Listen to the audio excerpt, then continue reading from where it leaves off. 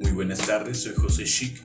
En esta ocasión voy a hablarles sobre cómo los órdenes clásicos griegos, a través del neoclasicismo, llegaron a transformar la imagen urbana de Quetzaltenango.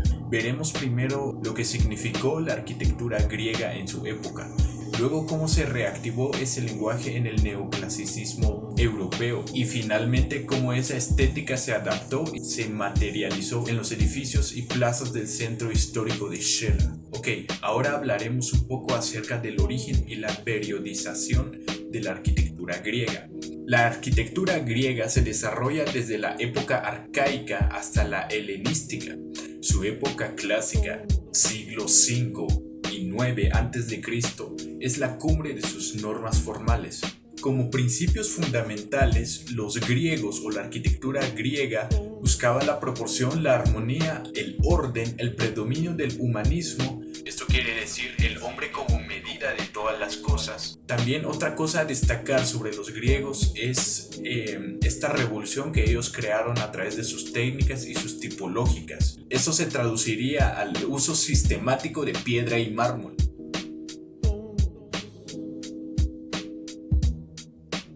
También crearon y pusieron en moda los grandes órdenes arquitectónicos originales, que sería el dórico, robusto y sencillo, el jónico, elegante, con volutas en el capitel, que hace alusión a la mujer, se dice que hace alusión a la mujer, y corintio, más decorativo, con hojas de acanto. Cada orden no es solo una decoración, sino un sistema de proporciones y significados. Ok, y ahora pasamos al siguiente punto. Neoclasicismo. ¿Cómo surge? Autores y diferencia con el clasicismo. Hablemos de los orígenes y el momento. El neoclasicismo surge a mediados del siglo XVIII como reacción contra el rococó y el eclecticismo. Se alimentó del redescubrimiento de Pompeya. Se consolida desde los 1750s y domina la escena arquitectónica europea hasta el siglo XIX.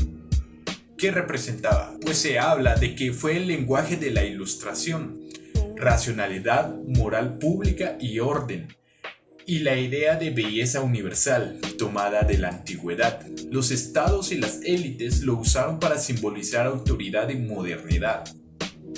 De los principales autores tenemos a Robert Adam de Reino Unido, quien domesticó la tradición clásica como elegancia neoclásica. Nicolas Ledoux y Louis Boullé de Francia.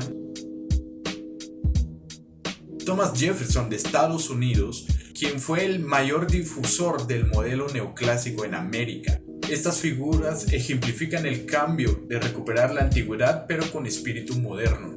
Ok, ahora un punto muy importante que es algo que se habla mucho pero como que se tienen dudas, es una ambigüedad rara, y es diferencias del neoclasicismo con el clasicismo griego.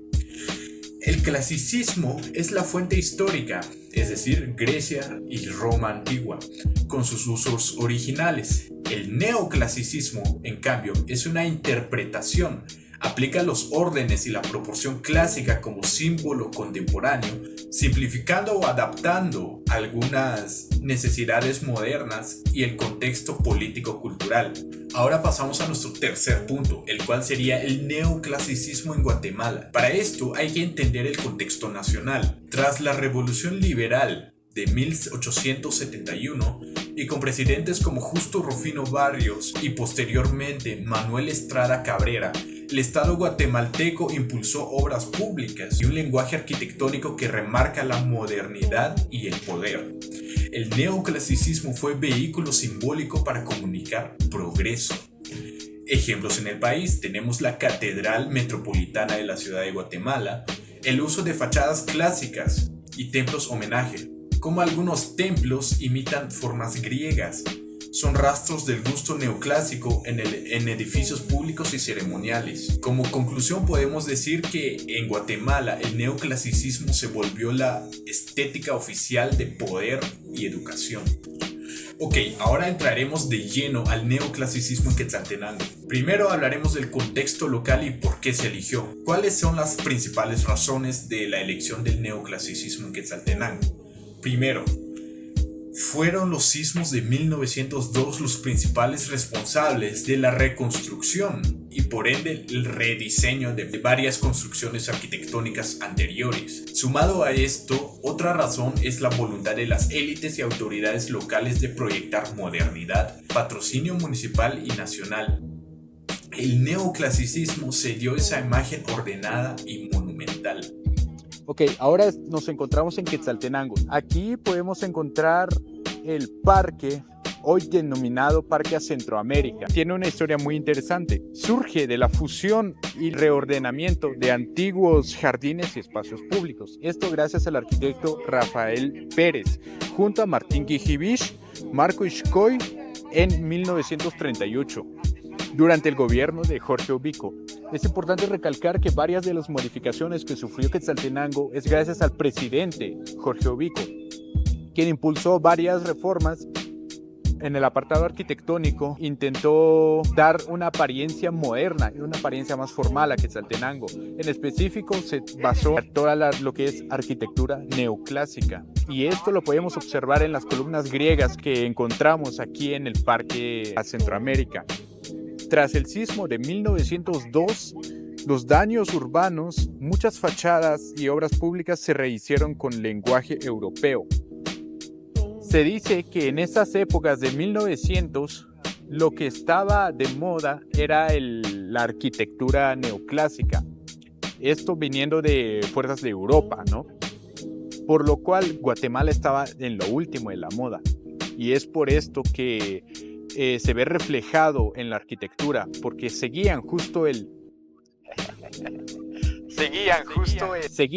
las tendencias de Europa. Ok, ahora mismo nos encontramos junto a una de las mayores evidencias del arte neoclasicismo aquí, ya que nos encontramos con una columna griega, específicamente una columna griega del orden corintio. Esto lo podemos ver gracias a las hojas de acanto que tienen en la parte superior de la columna. De estas columnas tenemos 10. 6 del lado sur frente a la Casa Cultural de Xela y 4 en el lado norte. Algunos dicen que esto tiene sus orígenes en el antiguo nombre de la ciudad de Quetzaltenango, bautizada por los mayas como Xelajuhnor, lo que traducido al español significaría debajo de los 10 cerros.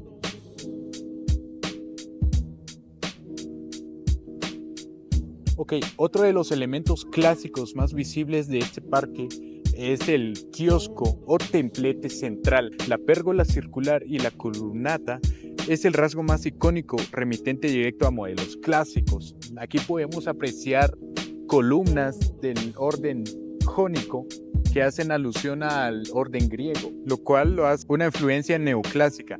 También lo podemos ver en su simetría y ejes.